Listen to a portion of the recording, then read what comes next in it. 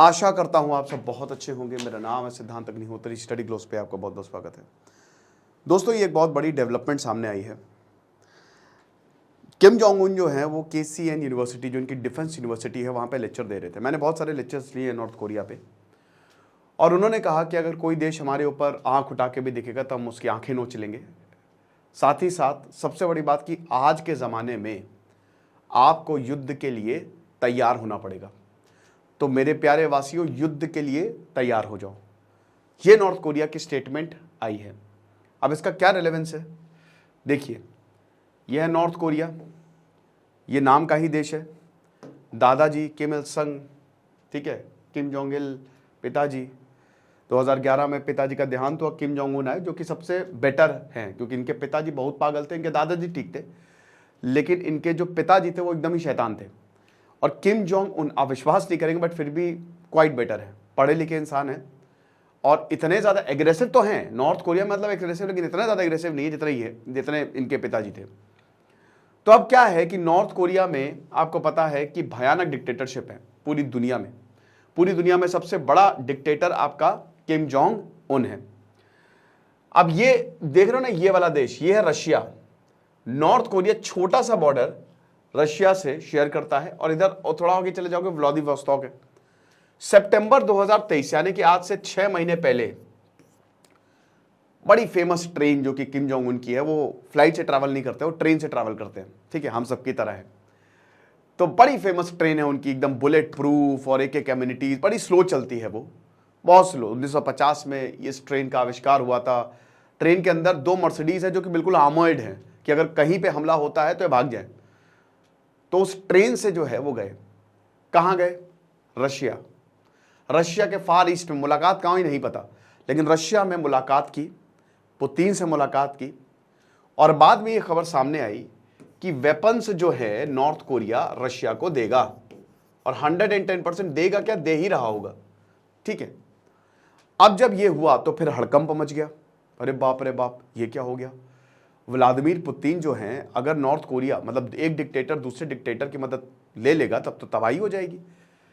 Second point ये था कि फिर एक रेजोल्यूशन पास होता है, मतलब यूनाइटेड नेशंस में बात उठाई जाती है, और यूनाइटेड नेशंस में ऑस्ट्रेलिया, जापान तो था ही, भारत ने भी साथ दिया। भारत ने कहा, रशिया से ये रिक्वेस्ट की कि आप जो है कुछ भी करना, लेकिन do not buy weapons from North Korea.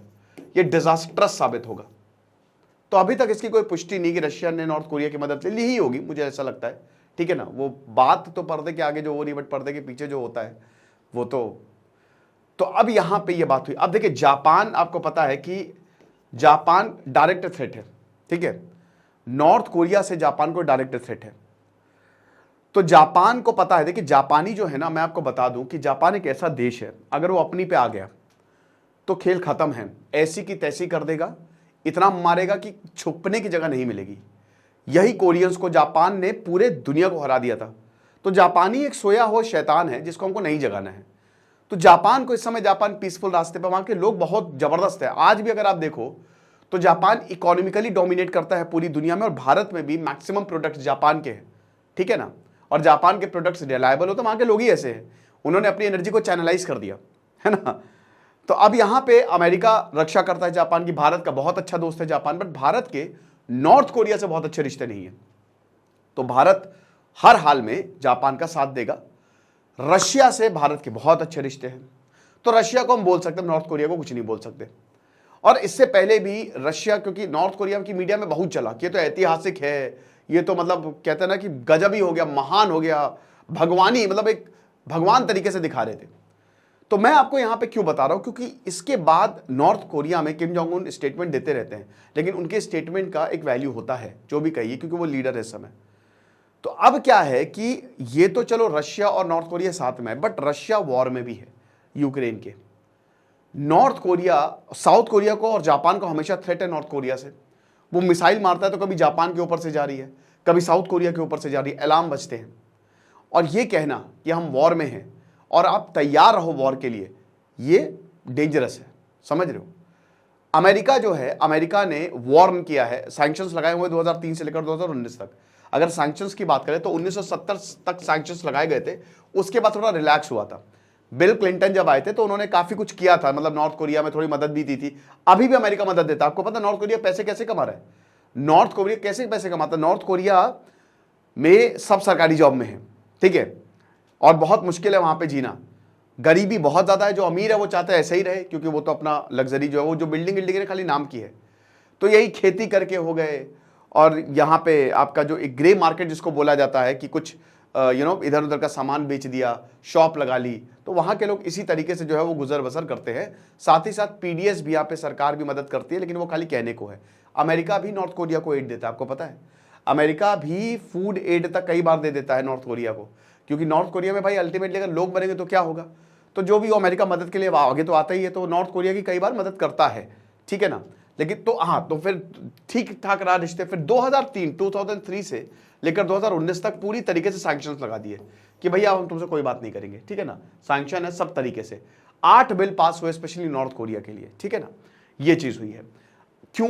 एक फिर आईसीबीएम का खतरा, इंटरकॉन्टिनेंटल बैलिस्टिक मिसाइल, ये बना लिया नॉर्थ कोरिया ने। नॉर्थ कोरिया ने न्यूक्लियर 2003 में नॉर्थ कोरिया न्यूक्लियर पावर हुआ, और जैसे ही न्यूक्लियर पावर हुआ अमेरिका उसने सैंक्शंस लगा दिए, जो कि ठीक भी है।